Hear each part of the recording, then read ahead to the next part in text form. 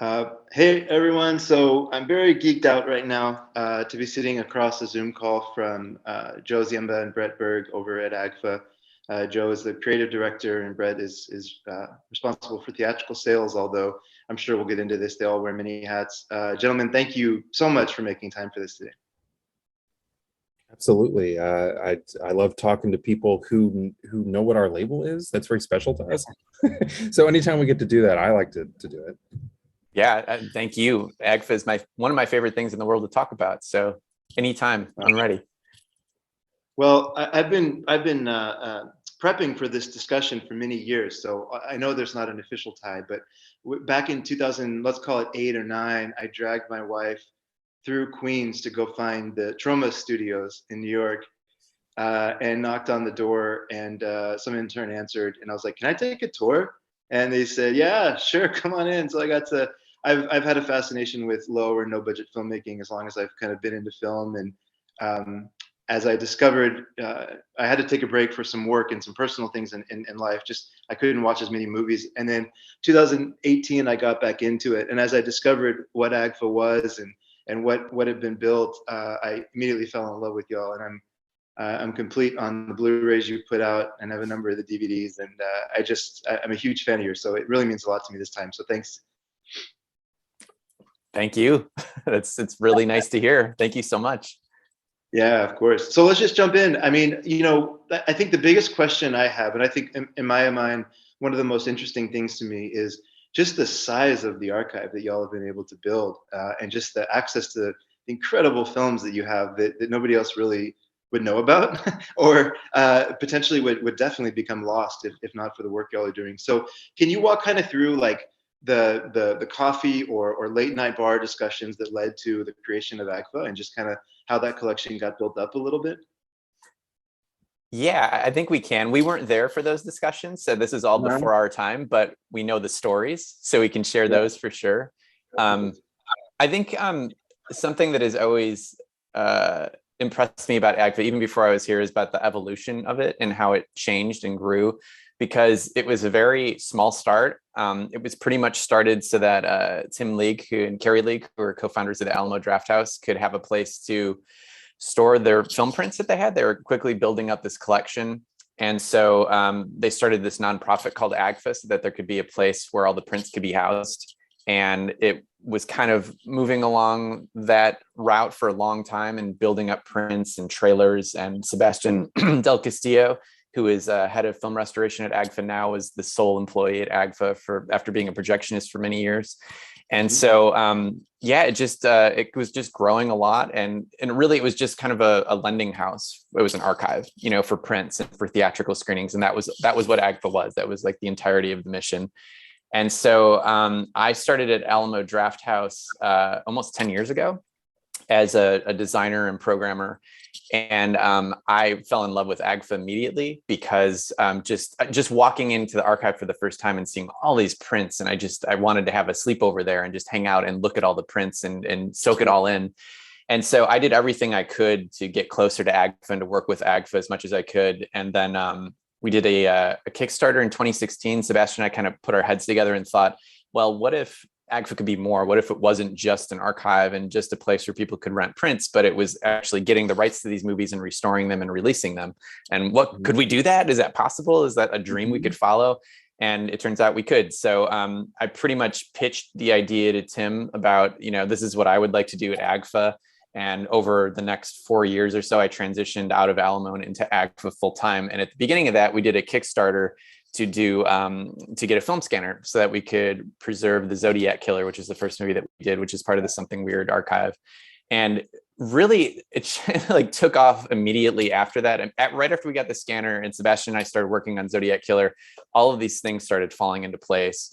We had already had the experience of shipping out prints and taking care of that. So we thought, what if we could do that for restorations? What if we could have DCPs, like a library of DCPs and not just prints? And so that's when Bret came on and worked his magic. And we started to get all these labels and partner labels, basically like Blu-ray labels that had this huge archive of films that they had released on home video, but they also had theatrical rights that weren't being explored because that's not what their company did. So we had that experience, so we kind of turned that around and built that into what it is today. Wow, super interesting. I've seen Zodiac Killer.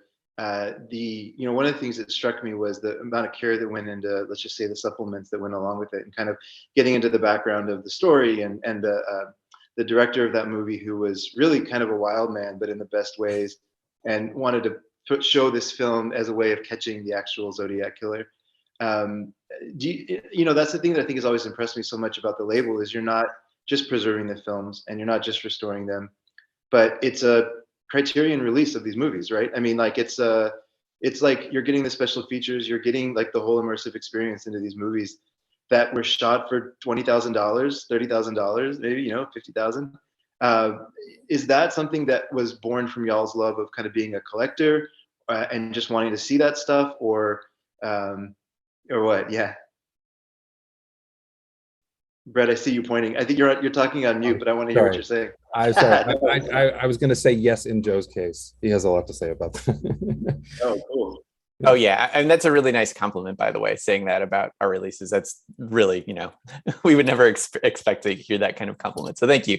But yeah, I think everything that we do comes from a place of what would we like to see. I mean, we are such, all of us are such collectors and treasure hunters. That's like the basics of our lives, from Bret working at video stores for many, many years to me working on Bleeding Skull and collecting movies for, 2 decades. It's just something that's kind of entwined in the DNA of everyone at AGFA. So I think when we first approached home video, I mean, it's very intimidating, and it still is to this day, because, there's a lot going on out there. There's a lot of incredible companies and incredible talent going into all these releases. So to us, it's like we do the best that AGFA can do with our team, because we are a super small team and we all wear a million hats. So at the end of the day, I just want to produce something that I would like to purchase. Like, if the Zodiac Killer came out on Blu-ray, what would I like to see? And that's kind of how we go from there. On top of, also, we can't talk enough about how something weird intertwined with AGFA in a certain moment to create an impetus for all these lovely things to happen. So that's why I think that's why to this day we're so invested in the Something Weird video legacy, is because it was so defining, I think, for Joe from just like a creative perspective from his movie upbringing, and then me just from someone whose video store had all those releases. And it's just, I don't know, it hit us in a very personal way. And that's a lot about what AGFA's success is the personal intertwining with all these fantastical objects we're able to rescue from the void, basically.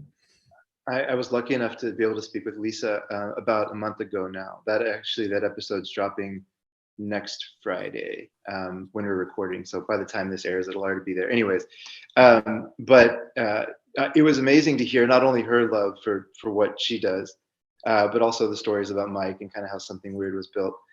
So yeah, I'm really happy you brought them up. I was going to ask you about them. That seems like a label that has always done it for the right reasons.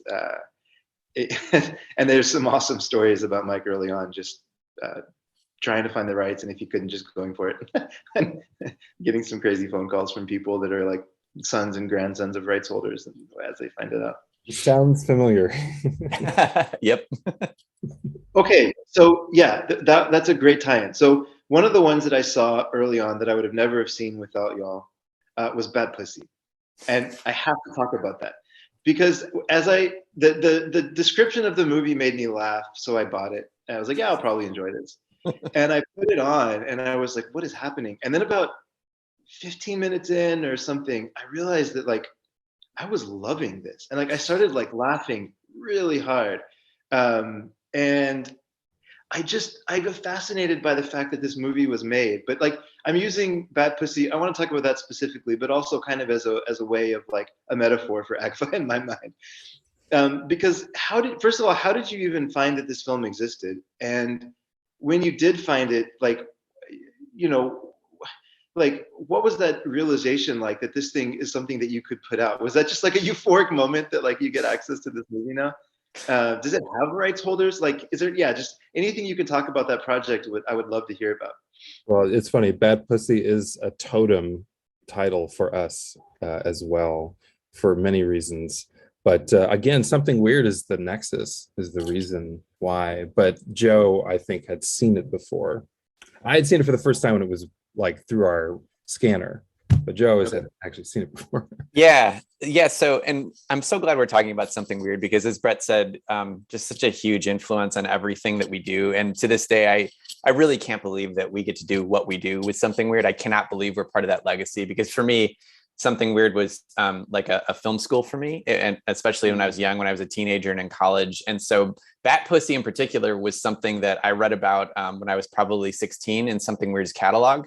And I was just blown away. I've always been drawn to ripoff movies. I always liked, at that time, I really liked Three Dev Adam, the Turkish Spider-Man movie. And I thought that stuff was just blowing my mind at the time. So I thought, whoa, there's like this sexploitation version of Batman or Batgirl or Batwoman or whatever it is. And but I couldn't see it because I was a kid. So I was like a teenager. So I was never able to see Bat Pussy during the big flood of Something Weird's like on me as a teenager, because I could only see like the Ed Wood movies, the Doris Wishman ones, because those were the ones that were, I was able to see at video stores or order. So I actually did not see Bat Pussy until I moved to Austin. I was working for the Alamo Draft House, and probably like the second week I was in there, at the time we were all in this little tiny office. And Lars Nilsson and I were talking, and Lars is now a programmer at AFS, the Austin Film Society head programmer there. And we were talking about Something Weird because it was in the air that this was maybe going to happen. And Lars leaned over to me and said, "Have you seen Bat Pussy yet?" And I was like, "Oh, I would love to see Bat Pussy. I've just never had a copy of it." And he was like, "Go to I Love Video this weekend and rent it and watch it, and then report back to me on Monday." And so that's exactly what I did. I rented it from I Love Video. I watched it, and I wasn't prepared for Bat Pussy at all, because it was not at all what I expected. And I think I had the same reaction you did, which is I found myself enjoying it so much because of the reasons why you're not supposed to enjoy it. It's just two people sitting on a bed and yelling at each other. And why would you want to watch that? But it's incredibly entertaining. And then like the icing on the cake is just Bat Pussy showing up, like, or Batwoman or whatever they call her. It's like her showing up is just like a bonus, that she's even in the movie. So from there, I mean, it was always in the back of my mind that Bat Pussy would, like, Seb and I used to joke about it. Like, what if we released Bat Pussy? It'd be hilarious, like prank the world and release Bat Pussy.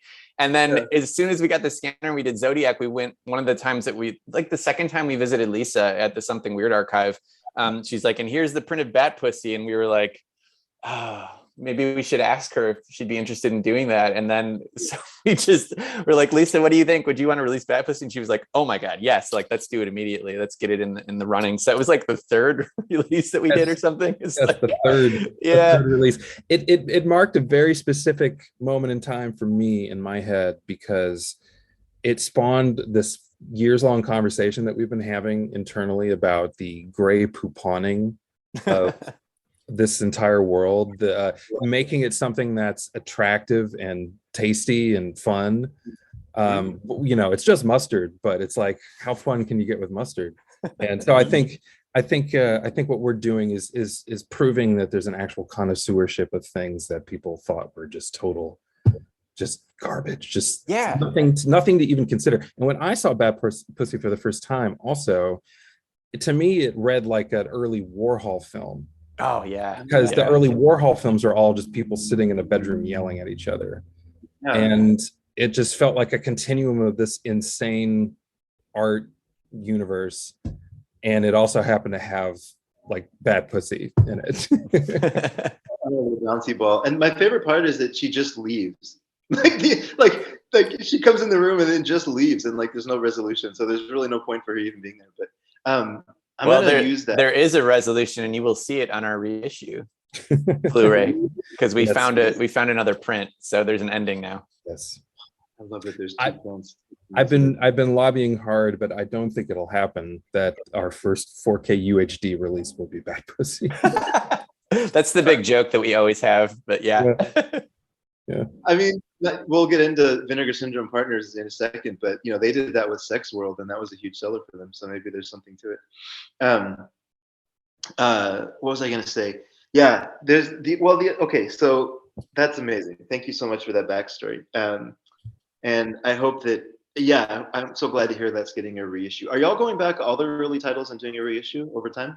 Yeah, we are. Yeah. And the reason for that is that we originally started with a distributor and then we switched to OCN, which I'm sure we'll talk about. So that all of like when the stock is run out from all of those old releases, that's when we'll reissue them. So yeah, starting this year, we're doing 3 this year. Great. Yeah, because the scalping prices are way too high on some of that. So I'm glad they're getting the reissue. Which, I'm glad floored us, the fact that our titles were scalped, because 2 years ago, you wouldn't be caught dead holding Bat Pussy. And then suddenly people are emailing us 4 times a week. Like, it's really wild. I had to put a review for, I think I put it under the second Twilight movie for Bat Pussy, because at that time, Letterboxd didn't allow adult content. So I think for about a year or so, my review for Bat Pussy was under the Twilight movie, like Breaking Dawn or something. And then finally they allowed adult content, so I was able to put it in its rightful spot.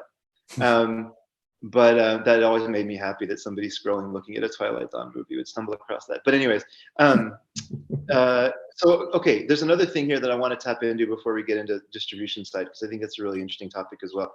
Have y'all both seen that movie Effects? With the Tom Savini's an actor in it. The movie that we released, Effects? Yeah. Yeah. Oh yeah. Okay. Yeah. I mean, I hate to just assume. I feel like I should at least ask first. I don't know. I'm sure y'all have seen them all. But, no. Yeah. I mean, of course, we've seen everything. Yeah. But it is good to ask, because sometimes the answer with me is no, I haven't seen it yet. Sadly, I'm coming at this from such a different perspective than everybody. Like, a lot of our team members are already very conversant in the Something Weird canon, for example, and I'm always playing catch up. And I find it really liberating, actually, to see some of these things for the first time right after Sebastian's finished the restoration. And suddenly, like, I get a chance to see the 4K Sheep Freak and really understand why people got excited about it as a movie phenomenon in the first place. So that's part of what I really love about our own label, is that I get a chance to see these things for the first time after people have been obsessing over them for years, and suddenly I get to participate in their obsession. That's kind of fun. I do want to talk about the curation part, because that's one thing I'm really fascinated by. Before I get into that, I want to quickly just ask about Effects, because I always use that as an example of, I don't know that I've ever seen a movie that stretches what you can do in a small budget more than Effects from like a storytelling perspective. Like, there's at least 3 layers in that movie, right? As they continue to kind of pull out. And I don't want to give too much away in case anybody hasn't seen it yet. But I mean, talk about a well-crafted, like very intelligent script that just happens to be a low-budget film. And I just love that that's in there. Do y'all know anything about how you found that, or was that all like, any background on that one? Yeah, of course. So I program and host a weekly series at Alamo Drafthouse called Terror Tuesday here in Austin. And back in 2016, we had what I thought was the only print of Effects in the AGFA archive, and I couldn't find the rights holders for it, but I really liked the movie and I wanted to play it, so I just ran the print. And then about a week and a half later, we got a voicemail on the Alamo system from John Harrison, who plays the lead role and did the score and produced the movie. And he was really nice and just wanted to know, hey, I see that you played our movie Effects, and I'm curious where you got the elements. Where did you get the print? And so I called him back, and he was so nice. And it's like everybody in that scene from Pittsburgh is so nice. They're such nice people. Like everyone that was like in George Romero's kind of grouping of people at that time, just, God, they're so nice. So anyway, he called, and you're expecting the worst when you get a call like that. But he was so nice and just wanted to know about AGFA and the print. And I got off the phone with him. He didn't want any money. He's like, don't worry about it. We just wanted to know. I'm glad you enjoyed it. And then I went back to our office and asked Sebastian, like, I just got off the phone with John Harrison, and should we ask him if we want to put out Effects? Like, why not? Right? We should just ask him. And so I called him back the next day and asked him, and he was like, yeah, it's, there's never been a Blu-ray, so let's talk about it. And it came together really quickly after that. And that was right. So it was right about the time when we realized that, like, oh, this is how this works. Like, it doesn't just have to be movies from Something Weird or things that we have in the archive, but we can find the filmmakers. And I mean, we had no idea how to do this prior to that. So.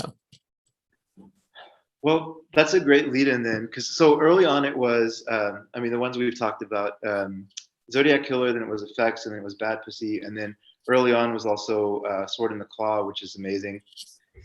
One of the things that's always jumped out to me that I get when I started a lot of these movies I hadn't heard of before, but I knew I loved that kind of that world of like low kind of no budget filmmaking, so I was excited. But as I got deeper in, I actually got more and more excited each title that I put in from y'all, because I feel like there's a common element, and I have the way that I describe y'all's movies, but I was curious if there's a common element for y'all in what you look for, or if it's just more of a gut feel thing as what's going to become an AGFA release. I would say it's 80% gut feel, 20% opportunity. Mm-hmm. I think that's about right. And I also think it's Bret, as you kind of articulated this, it's AGFA is about making something out of nothing. And I think that's kind of a guiding light for what we do. It's like using every resource to us available to make something happen. And I think that 80-20 is pretty apt. I think that's a good way to put it, because it's like, what do we have and what do we love, and how can we bring that together and share it with the world? Interesting. That makes a lot of sense. But there's always something that's either like mischievous or something that's unexpected, or something that there's always like something in these movies where there's like an exciting quality to them. I haven't been able to put a great vocabulary around it yet, but I think that's the thing that I want more and more people to discover y'all for, because when you dive into this world, like the worst thing you can do is sit through a movie that really is not going anywhere and is low budget, right?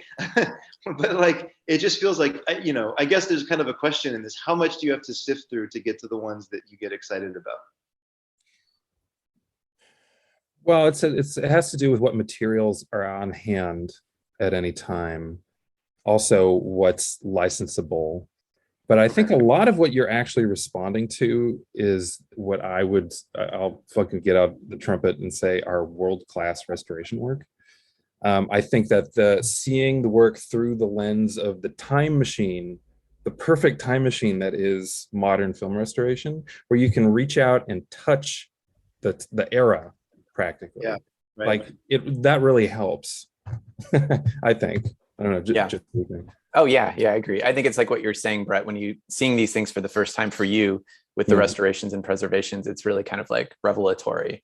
I also think that our appetite for discovery is voracious and never ending on everybody on the team. Like that's what we do, I mean, that's what I do. And that's what I look for. I mean, everything that I inhale when it comes to genre films, it's going somewhere. It's either like research for Bleeding Scullers. Oh, can we release that with the AGFA? Or can I program it? Oh, can I watch it just for fun? It's like everything's kind of going into this machine that we've built.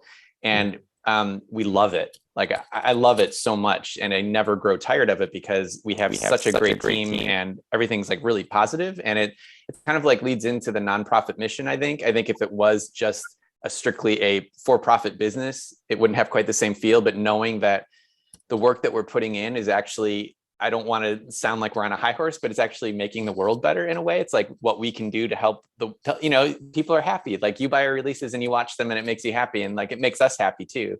So I think that's a big part of choosing the movies. It's like, how can we make people happy? How can we make people enjoy this and feel the same love that we do through the release? There's another layer too of what makes us pick certain things, is that more than one of us has experience in actual film programming for an IRL venue. I've done it for years in LA, and Joe's done it in Austin, and Alicia's done it in Austin, and Ivan has done it in Austin and Seattle. So it's it's just how an audience takes to something. Sometimes we put that into account, I guess is what I'm saying. Definitely. Because we're adept at sitting in a room with the audience during the show, we can hear their beats. We can see the movie's beats, and we can hear their beats as an audience. You can just like watch them get into something. So it's all subconscious. We don't write any of this down on paper, but I think it does influence some of our decisions. For sure. I was kind of thinking about, it's interesting. There's a guy that we just spoke with who was like the world's leading silent film accompanist, and he'll just go. His name is Ben Modell, and he'll go around and he'll I know his stuff. Yeah. I've spoken to him before. He's cool. I like him. Yeah. Oh, super nice guy. But it's interesting. I was just noticing this parallel in the way that he describes his performances, because he goes and he'll play in front of kids, or he'll play on a Saturday night in front of, what's a good example? Like Sunrise, or then he'll play like a silent comedy in front of kids. And so like he has to constantly adapt to the room and the audience. And that's just something that you have to do that through experience. There's no way to like do that in a book, right? So the fact that you all have that background, that makes a lot of sense. Like, of course, it's going to help in your curation, because you can almost hear the silence in the room if the film sucks or something, right? Yeah. Also, it's almost like we curated each other, because Joe and I knew each other previous to AGFA, and then Sebastian and Ivan in Seattle, I believe, knew each other previous to AGFA, as well as Laird from Alamo and Tommy from previously from Alamo, now at the Beacon in Seattle. So I don't know. And then Alicia was just a part of our circle at Alamo as well. So yeah. It's what we do, is we just keep picking. You mentioned that you have this nonprofit status, and one of the things, if you think about like a nonprofit, one of the first things that comes to mind is the board of directors, and y'all have a pretty freaking amazing board of directors. I just reading from the website, obviously Tim and Carrie League, PTA, Anna Biller, Frank Henenlotter, Nicholas Winding Refn, Riza, Lisa Petrucci. So like, as I go through these names, like I'm curious, what is their relationship with y'all? Like, is it quarterly you have a meeting and you kind of chat? Are they hands-on? Like, what is that kind of relationship with your board? I think it did. Oh, go ahead, Bret. Well, I was just going to say it's probably case by case. Yes, I was going to say the same thing. Yeah, it depends on the person. Someone like Lisa obviously is basically a huge part of what we do, and we're constantly meeting with her, and talking about the AGFA and Something Weird releases. That's an ongoing thing. Frank Henenlotter is actually really involved too with helping with the Something Weird releases, even when he's not a part of them or doing commentaries. We run things by him and get his opinions on things. But I think that's about the extent of it. It's mostly like, we check in when we need to, and if we need anything or things like that. Yeah. Oh, and Frank is ride or die, which is nice. Yeah, he's the best. Okay, just strictly just out of personal interest, because I've been watching Henenlotter movies for at least 20 years. How is he like in person? He just seems like he's such a gem. Oh, yes. I got to meet him once about 10 years ago, and it was an absolute treat. And Joe's had the great experiences with him. Many. Oh yeah, it's it's like kind of like working with Lisa at Something Weird. It's so surreal to me. I mean, I never would have thought, like, as a 15-year-old, like, you're going to be hanging out in the director of Basket Case's apartment watching 3D Blu-rays and having him do commentary on them while you're watching them. It's mind-blowing. And Frank is so genuinely, he's so knowledgeable. He's such a historian. He has so much knowledge in him, but he's so down to earth and so kind and generous with his time, and just he's the best. It's like you can't say anything about him that has not been 100% amazing while we've been working with him. He's just super great. And like the first couple of times that I visited him in New York, and Sebastian came with a couple times, it's so incredible walking in his apartment and seeing Belial, and it's unbelievable. It's like Disney World. It's really cool. But he's the best. Yeah, I would love to see him with a Hollywood budget one day. But anyways, I don't know. We'll see. But just to see what he can do. He's such a good talent as well, in addition to all that. But okay, so all that we've talked about so far, not to sound like cynical with this, but it doesn't matter if the products don't sell, right? And so one of the things I've been intrigued at is this relationship with OCN, at least from what I can tell, seems to be a really good sort of move for y'all. It feels like the products are moving pretty well. Yes. Has that been a good move? Is it real? Is my perception real? Oh yeah. And I think to clarify, yeah, we do have to sell. I mean, even though it's a nonprofit, we do have to make we have to make enough to go back into the company so that we can leave the lights on and we can get paid. So that's, everything goes back into AGFA. But the really interesting thing to me about OCN, and this is like a big development in AGFA history, is the reason why it came about is when Alicia Coombs joined the team. And Alicia is executive director, and she's like co-leader of the team with me. And so we co-direct AGFA.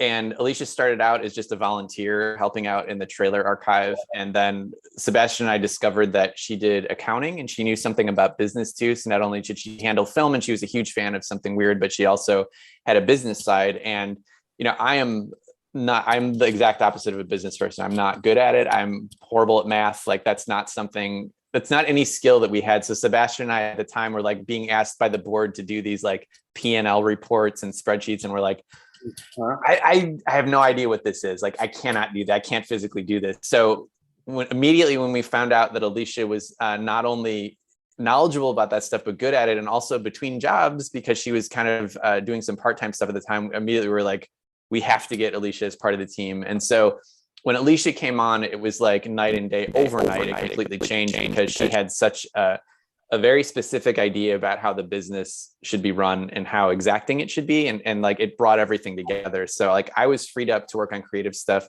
Sebastian was freed up to work on restoration. And then Alicia just came in and like took care of all this stuff that we really needed. So at the time, that was when we discovered that like, okay, if we want home video to be successful, there's certain things that need to happen.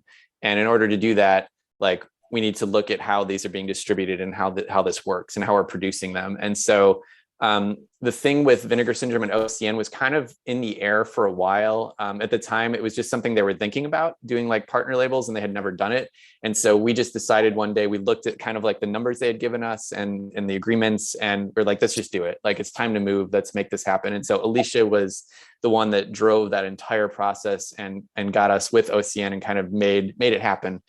And so we were the first label to be one of the partner labels, and it was such a huge difference overnight. It was just not only like the split in terms of royalties and things, but just how much easier it became and how much fun it was. You know, home video was always, it's basically at the end of the day, in terms of home video production, it's Sebastian and I. So he handles all the restoration, I do everything else. So it was really hard. And so now it's a lot easier because we have that support and that experience that OCN has to bring to the table. And it's probably one of the best decisions we've made in this like new version of AGFA was to get hooked up with them. Yeah, it's really excellent. Oh, that's great to hear. And that's a big chunk of the business. I don't know if it's half or whatever, but then the other half is the theatrical side and like people actually renting the prints and these restorations being shown. So Bret, I was curious if, you know, like who's showing these? Is this film festivals? Is this people throwing, you know, big parties? Like who's showing these prints and like where are you going to get them into theaters? Because it makes me so happy that these movies are being shown in theaters. Mm-hmm. Okay, so let me see. How should I tell this? The clients are everything from, like what you said, just someone throwing a party in a space, to 1,000-seat venue in a major town, like art houses, multiplexes to a smaller degree, art spaces, DIY places, museums, schools, and festivals. We're starting to do that more too. Virtual, whenever, you know, when the world went virtual in 2020, we didn't do it for a while, and then we kind of tiptoed into doing that later.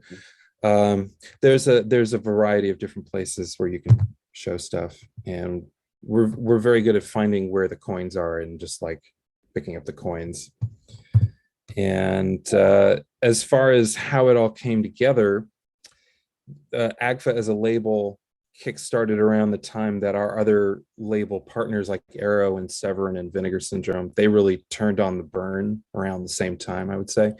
So in addition to having the home video rights to put out all these movies, our labels also acquired theatrical rights on most of the movies. And so they didn't really have a mechanism to get them out into art houses, say, because they didn't really know the people who ran the art houses. And because AGFA was already lending to these people, they just became our client base to offer restorations to, and that's that.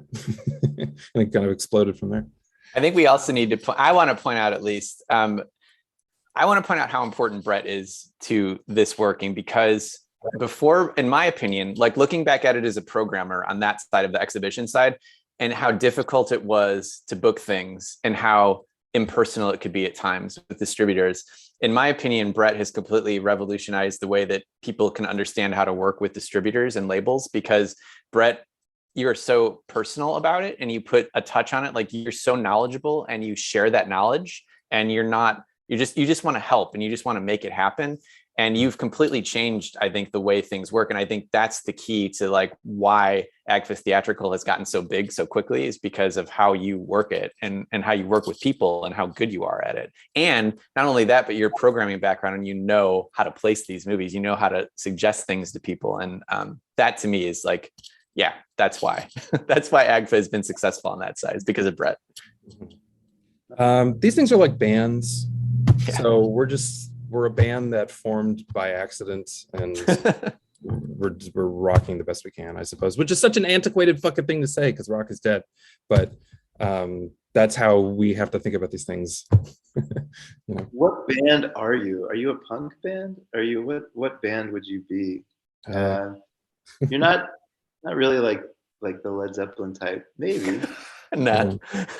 Well, in my mind, we're like Yes, but not everybody on the team is a prog rock fan. So I'm not going to presume that everyone thinks we're like Yes.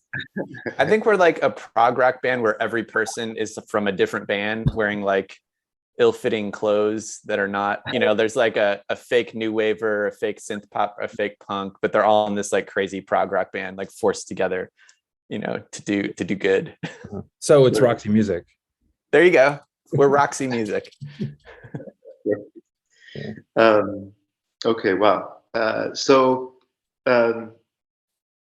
we've got the distribution side. We've covered the theatrical side. That this is the life of AGFA. I think the big thing I'm curious about now is what is next for y'all. So you talked about kind of the new AGFA. What's the new AGFA? Because I have to imagine that there's a lot of excitement over there right now.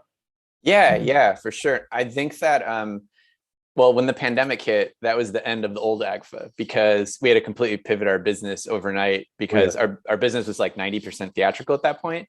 So one of the things that we did is like we sat down for months as a team and actually had conversations about how can we survive? Like, how can we make sure that AGFA doesn't leave the planet? And the way that we did it was a big focus on home video, because we had that placement with OCN right before the pandemic hit. And that kicked off right away. But then the other part of it was that Sebastian is like, I know I'm like gushing a lot about our team members, but Sebastian in 2016 had never touched a scanner, had never done color grading, had never done restoration work.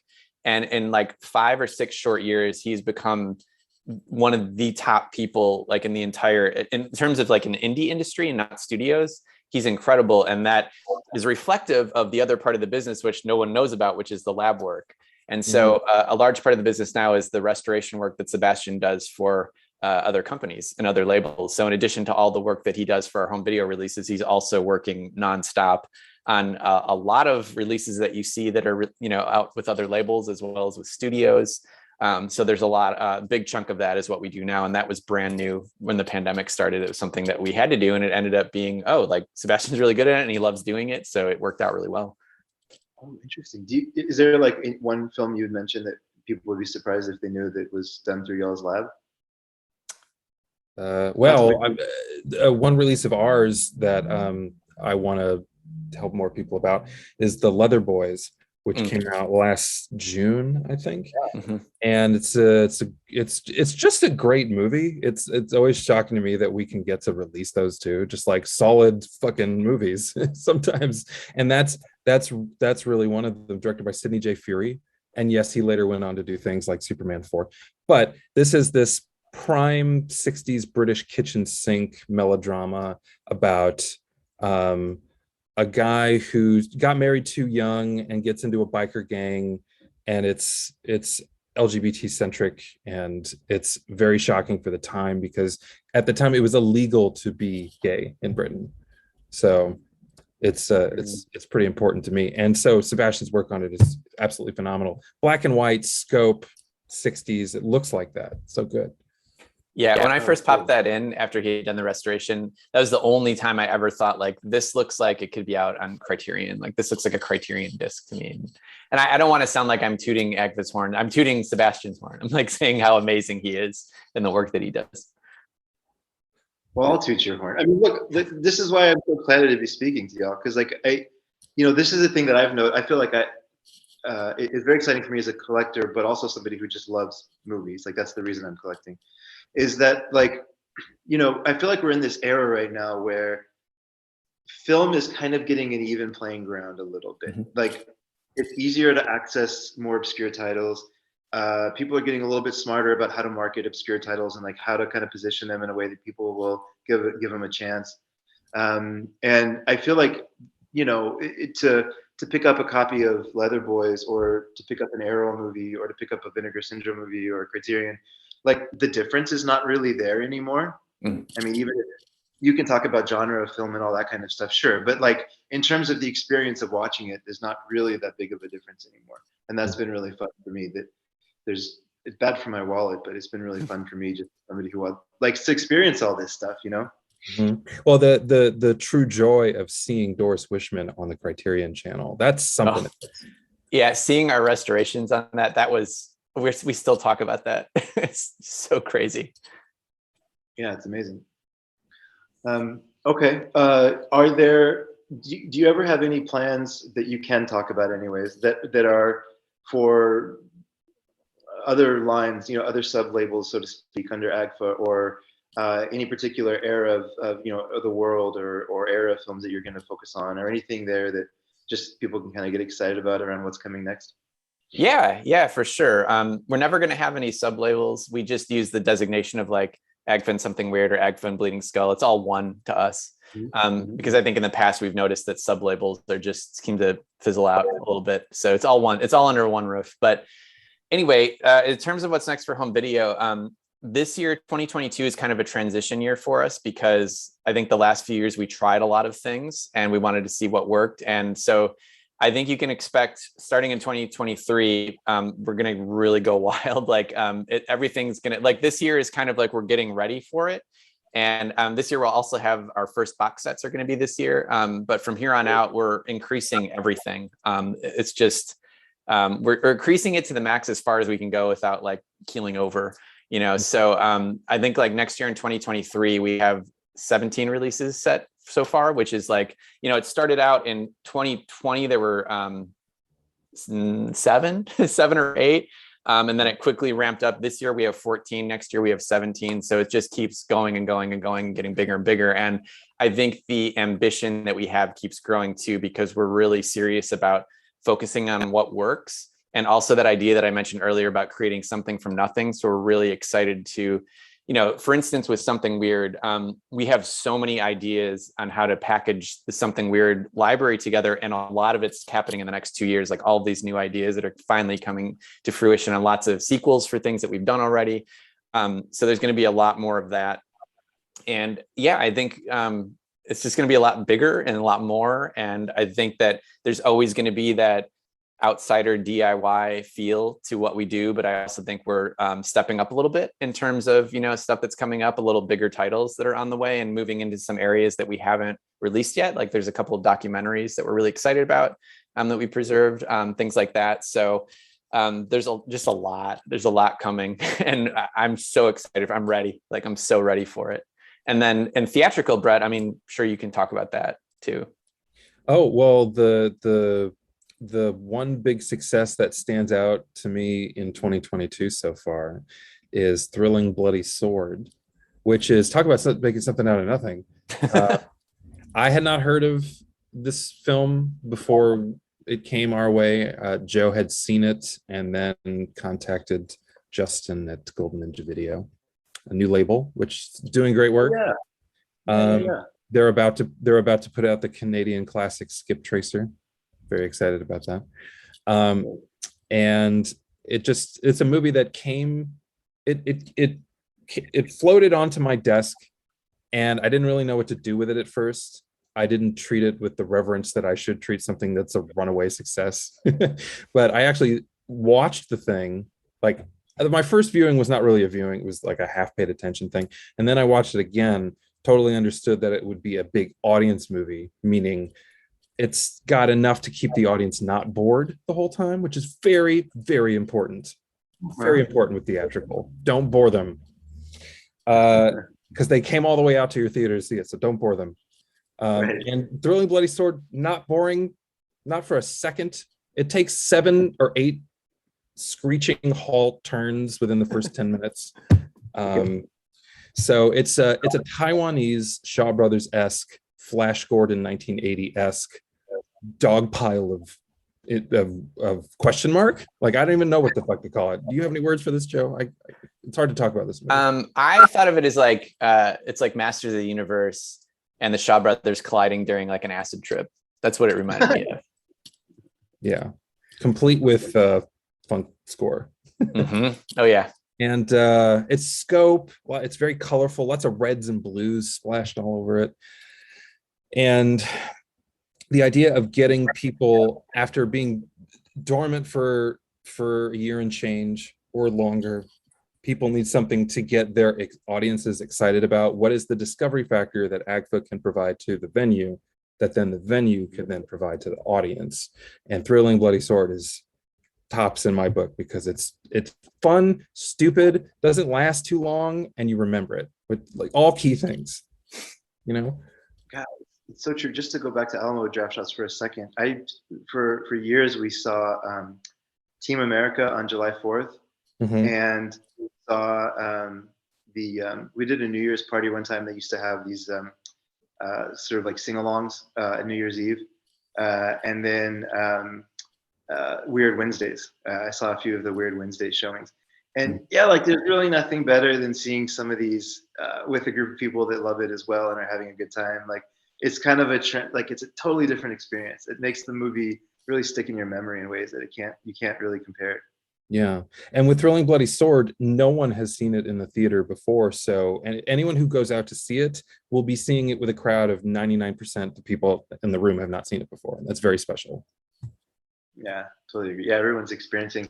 That one has like, what is it? They say it's like babies and evil wizards and anyways, yeah. Anyway, yeah. The description even on IMDb alone is pretty amazing. So people should check that out. When is that hitting theaters?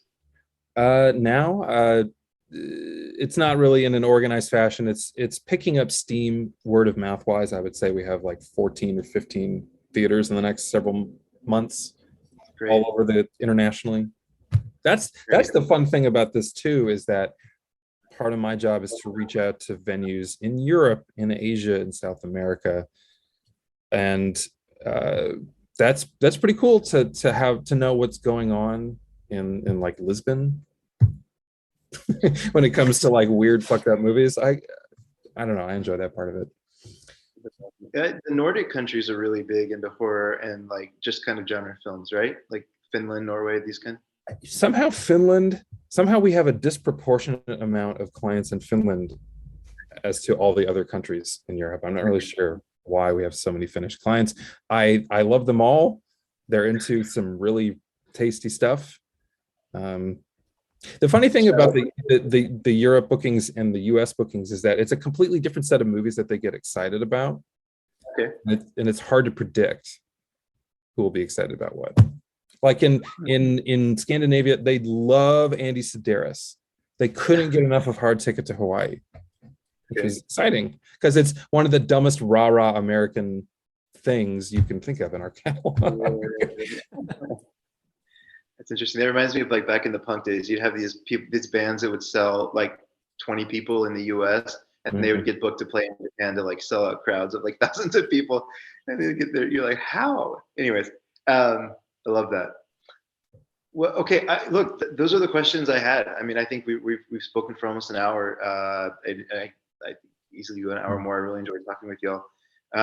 Is there anything that I'm not asking that I should have asked? Do you want people to know about? I mean, I feel like we covered a pretty good here intro to AGFA and kind of what's going on. But is there anything I missed? I think we are always open for donations, and we survive on donations. We are a nonprofit, which sets us apart from every other distributor and home video label. So if you like what we do and you enjoy the releases and you have extra room to help us out even more, you can always donate to us at AmericanGenreFilm.com. Oh, that's great. Yeah, I'm so glad you mentioned that. We'll put it on the site too when we post this. But okay. Well, yeah, thank you so much for making some time to do this. This meant a lot to me personally, and I think people on Reddit. Are y'all on Reddit much? Not too much. Yeah, no, it's fine. I'll represent y'all there. The Reddit community always gets excited when people are talking about AGFA releases. I feel like a lot of people there there's a particular sub called Boutique Blu-ray. If you ever want to work on that, anytime there's a mention of an AGFA release, you find the pockets of people that are close to y'all, because they always come out and toot the horn and kind of champion these releases. So that's really nice. Thank you. Yeah. Oh yeah, for sure. Cool. Well, yeah, thanks. We'll I'm sure we'll talk before long, but I'll keep supporting y'all and keep doing what you're doing.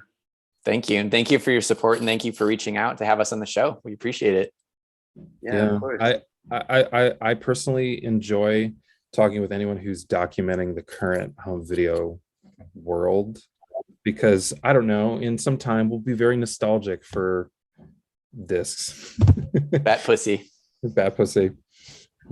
Just something really fantastic happened with Blu-ray, is that it's somehow, because DVD was making so much money in the 2000s and the amount of money that Blu-ray would make is considerably less, it just tightened the industry on the specialty side, and it really shook out people who didn't care.